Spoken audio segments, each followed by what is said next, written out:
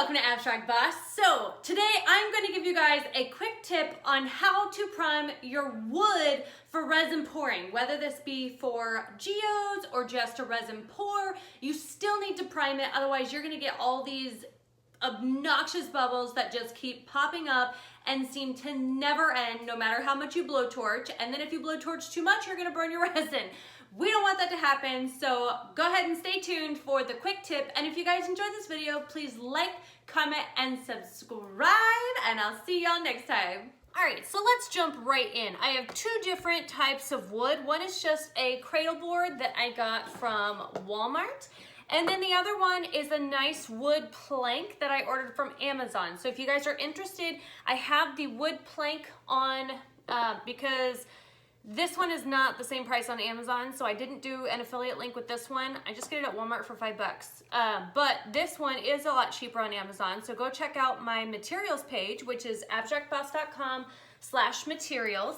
And my link for my boards are right there. There's one for just a single, or there's one for 12, which ends up being super cheap. But what I have is just some gesso and a big paintbrush. And all you're gonna do is just brush that gesso on all the way across your wood.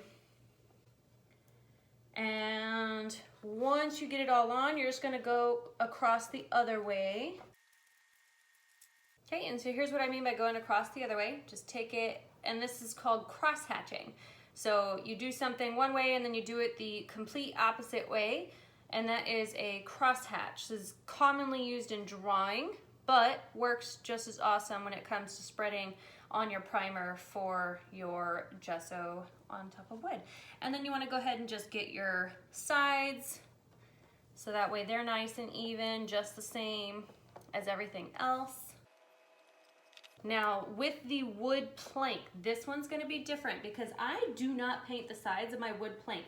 My resin runs over the side of them and I love it. I think it's beautiful. I love the look. Now if I were to paint that, I would have to make sure that my resin did not run over the sides too much and was able to stay there and cover the white. Like, it's just too much of a hassle to do it that way, and I don't think it looks as good anyways. So leave that live edge, and you just want to keep the gesso to the top of this one. And you're going to do kind of the same, brush it all one way. Whenever you get to an edge, you want to go ahead and brush out. Flip your brush if you need to get more gesso, and just brush it out. If you end up brushing it this way, you're going to end up having paint come over onto your side that gets caught from here on this edge. So you always want to brush out along the edge, so that way it stops right at that edge. Okay, so we're going to take some more gesso, and this one you can kind of go in a circular motion if you want, but notice how it's not going to go onto my live edge. It's just going to stay on this top because I'm going out instead of pulling it in. And I do it very lightly. You don't want to do this heavy. You want to do it very lightly, because if you do end up doing it heavy, oh, got some dry gesso in there. If you do end up doing it heavy, then you're going to have way too much paint and it's just going to draw down. But if you're pushing heavy, you are probably going to have more mistakes and accidents. So just do it nice and light. You don't have to worry about the gesso drying as fast as the acrylic paint. It does still dry pretty fast, but not as fast. And just keep moving around. Work it, work it.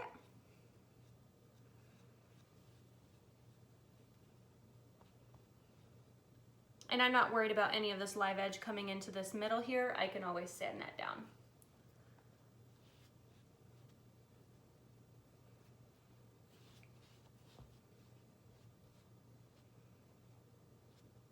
Okay, so leave it, let it dry, and what we're gonna do is once these are dry, we're gonna apply another layer.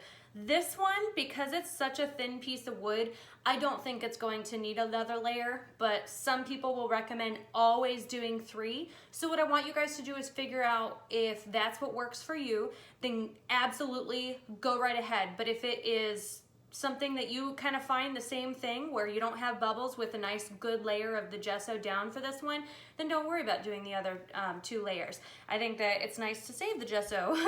It's a little bit more pricey than the paint. Now, on this particular piece of wood though, I highly recommend having multiples because it is such a thick piece of wood, and you can still see the wood grains just after brushing this gesso on. So I'm gonna show y'all, see if my camera adjusts that way. But you can still see those wood grains. Look at that rope right there.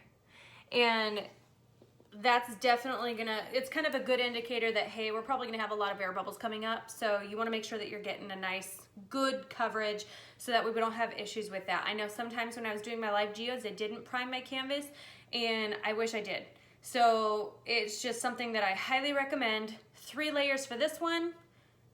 Leave this one up to you. I'm gonna do 1, but it is a nice thick layer. Let it dry and then play by ear from there. But yeah, really don't worry about testing things out. See what works for you. If it doesn't work one time, change it up the next time. All right, if you guys enjoyed this video, don't forget to like, comment, and subscribe, and I'll see you guys next time.